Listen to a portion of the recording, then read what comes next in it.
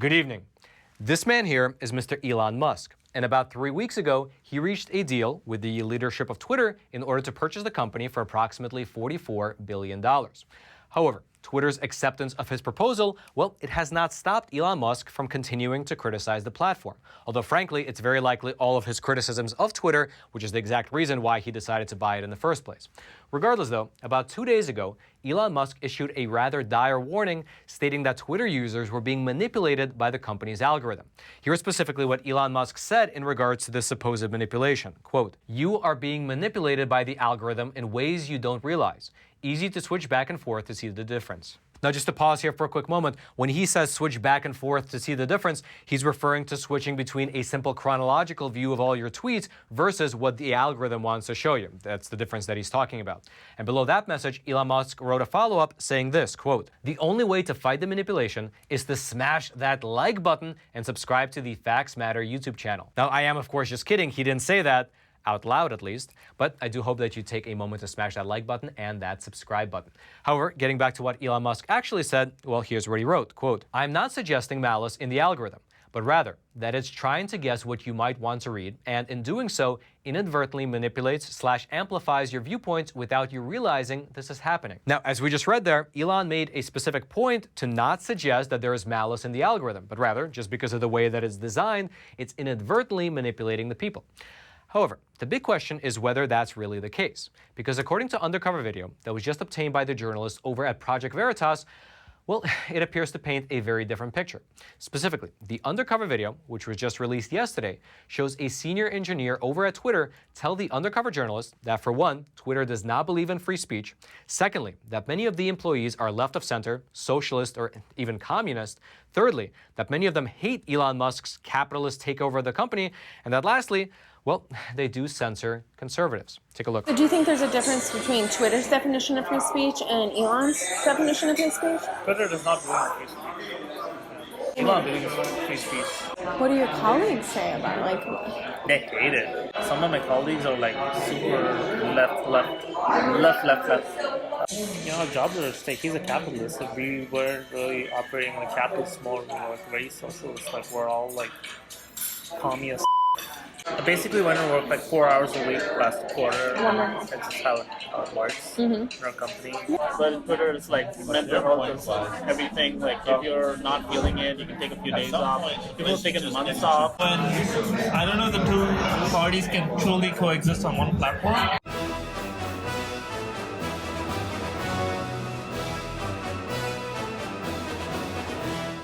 Example, like if you bully a transgender, if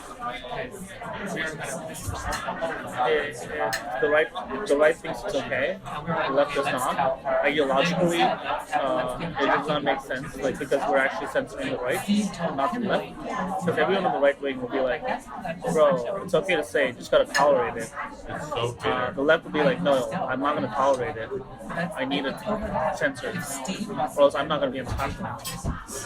So it does serve the right. It's true. There is a bias. But it is what it is today. What do your colleagues say about it? They hate it. Oh my god. I'm at least like okay with it, but some of my colleagues are like super left. What are they saying? They're like, this will be my last day if it happens. So, Has much changed since like Elon's coming out? a lot has changed. A lot has changed.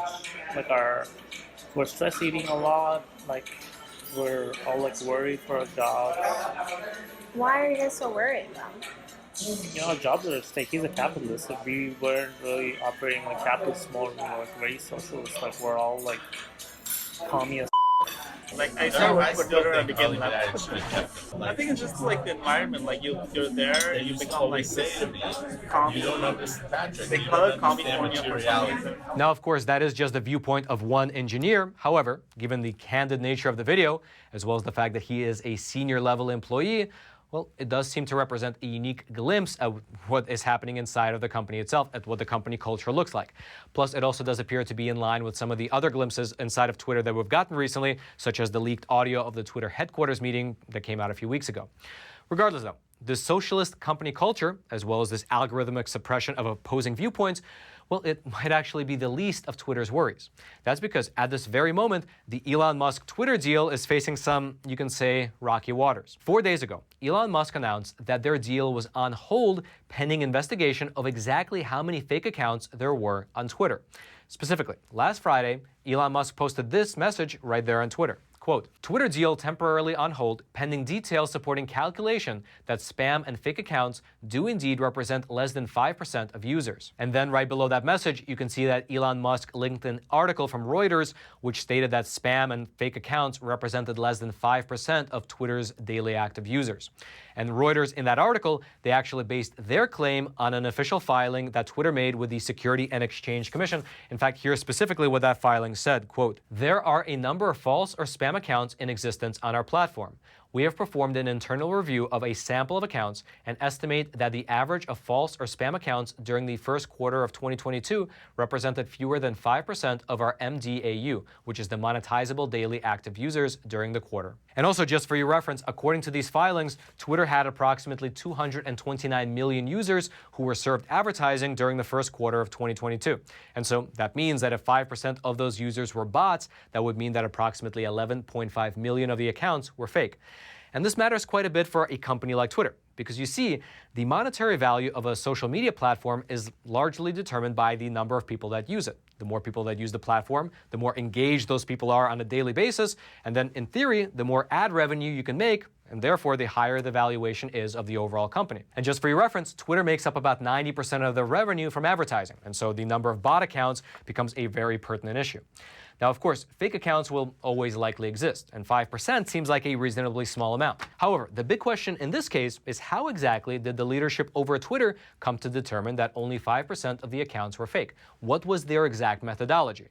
And the answer might be a little surprising, and I'll let you know what that answer was right after a quick word from our sponsor. Today's episode is a phenomenal company called AMAC. That's AMAC, and it stands for the Association of Mature American Citizens.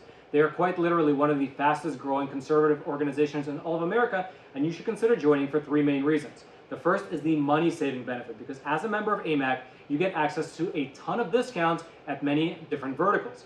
Things like vitamin stores, restaurants, retail shops, and so on and so forth. If you want to check out the full list, it's pretty exhaustive, you can do so over on AMAC's website. The second benefit is that you get exclusive access to the AMAC magazine. It'll be delivered directly to your doorstep, and it contains phenomenal coverage as well as deep analysis. And then the third benefit, the one that people say is their favorite, is that AMAC fights for your values over on Capitol Hill. In fact, you can check out the online version of this on their website. It's the AMAC Action Advocacy Annual Report, and it shows exactly what they're doing on Capitol Hill in terms of fighting what they call the socialist storm that's brewing in this country. So head on over to amac.us/factsmatter and sign up today. I'll also throw a link down in the description box below. And the answer might be a little bit surprising, because shortly after this SEC filing, Elon Musk posted this challenge on his official Twitter page. Quote, to find out the real number of fake accounts, my team will do a random sample of 100 followers of @Twitter. I invite others to repeat the same process and see what they discover. And so essentially, he was asking people to take 100 random followers on the official Twitter account and look into how many of them were fake. And that seems to be a rather benign challenge. It almost seems like a joke. However, the Twitter leadership was not laughing. That's because shortly after Elon sent out that message, the Twitter legal team, they reached out to him and complained that he had violated a non-disclosure agreement by allegedly revealing the fact that in their calculations, in their official calculations, they were quite literally using a sample size of 100 users to determine the number of bots. Here's again what Elon said shortly after Twitter's legal team reached out to him. Quote, Twitter legal just called to complain that I violated their NDA, which is the non-disclosure agreement, by revealing the bot check sample size is 100, which is quite frankly rather amazing. And this revelation appears to be rocking the boat and placing the entire deal on thin ice. That's because just yesterday, while speaking at a conference, specifically the 2022 All-In Summit held in Miami Beach, Florida, Elon Musk said that it's unfair to pay the same price for something that is a lot less than previously advertised. Here's specifically what he said, quote, you can't pay the same price for something that is much worse than they claim. The more questions I ask, the more my concerns grow. They claim that they've got this complex methodology that only they can understand. It can't be some deep mystery that is like more complex than the human soul or something like that. there is some chance the number of bots might be over 90% of daily active users. Now, to be frank, the truth is of course unknown, but this 90% estimate is likely too high. There have been previous independent researchers that have looked into this issue, and they estimate that anywhere between 9% to 15% of Twitter profiles are bots. And in fact, just this morning, Elon released a statement saying, among other things, that this bot issue must be sorted out for the deal to actually take place. Here's what he said, quote, 20% fake and spam accounts, while 4 times what Twitter claims, could be much higher. My offer was based on Twitter's SEC filings being accurate. Yesterday, Twitter's CEO publicly refused to show proof of 5%. This deal cannot move forward until he does. And so, whether it's 9%, 15%, or 20%, well, that would represent anywhere between double, triple, or even quadruple what the official estimate currently stands at, which could very obviously affect the advertising revenue and therefore the value of the entire company. And until that is resolved, well, it looks like the entire deal is on hold, meaning that for the time being, you and I are better off posting pictures of cats on Twitter rather than any hard-hitting journalism that might get us banned by the allegedly super communist censors. If you'd like to go deeper into anything that we've discussed so far in today's episode, I will throw all the links down into the description box below this video for you to check out. And all I ask in return is that if you haven't already, take a quick moment to smash that like button for the YouTube algorithm. And now, I'd like to mention something. Just yesterday, we published an awesome movie over on Epic TV called The Trump I Know. It's a very unique look at the man, seen through the eyes of the women who know him best. Here's a trailer. In this day and age, we have access to more information about people than ever before. We peer into these little windows and think we know people. Clinically narcissistic. Even people we've never actually met. You can tell this is not a person that understands any issue deeply. We feel so connected. So informed. Technology has definitely opened new parts of the human experience. But what's been closed off as a result? We see in part, we hear in part. I know words, I have the best words. Opinions are quickly formed. Not that there was any question, but this is pretty clear. Then confirmed by random humans we've also never met. Misogynist, a bigot, a racist, a narcissist person. We think we know people. Is it balance problems? Is there some weakness there? But do we really? The American people, by a fluke, elected an imbecilic con man. The lack of humility from Donald Trump. He might order a nuclear weapons strike. This might seem like such a basic question, but how do we really know someone?